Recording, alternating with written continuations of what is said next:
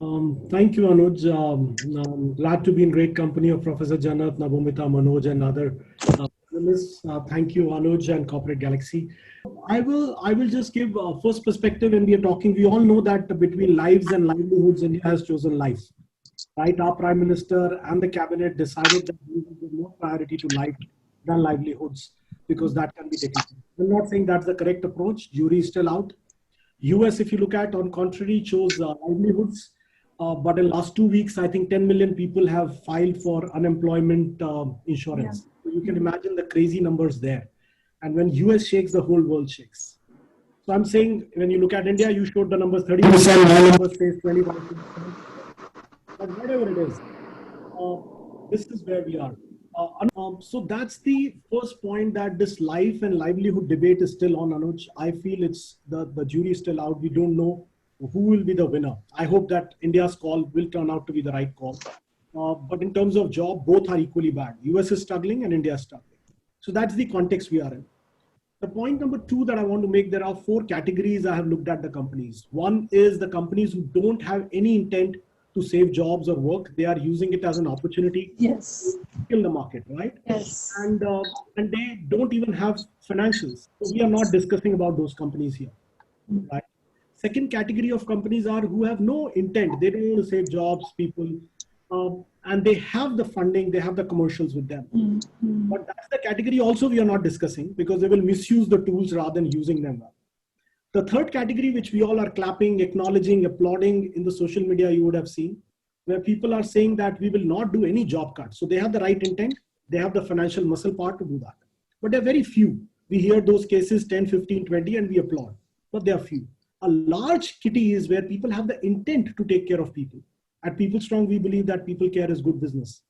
So people have the intent, but unfortunately, there is only limited financial or resources available to follow that.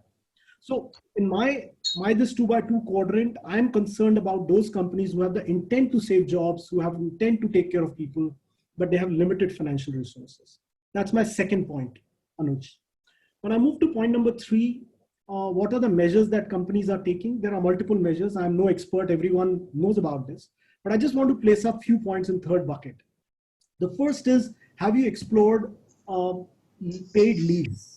You know, this is the time to give paid leave to people if you're not sure whether people are able to work out of home or not in some category of jobs. Give them paid leave, reduce your liability. Another way of looking at it is, can we convert some of the employees into contracts? You know, at least they will continue to get what they are getting, but companies will save 20-25% on retirals immediately. So it's not a good solution in long term, but I'm saying short-term solution. Companies who have lesser variable pay, can they increase the variable pay without changing the salary? So their financial burden will reduce and outcomes will get linked. Or if someone is giving high variable pay, can they reduce it? So both ways, companies end up saving cash flow and manage their cash flows very well. And I will again say, like at PeopleStrong, we have to rationalize some salaries. We rationalize for top and middle, not for the front line. 900 people out of the 1,000 people were not even touched for their salaries. So don't resort to frontline salaries.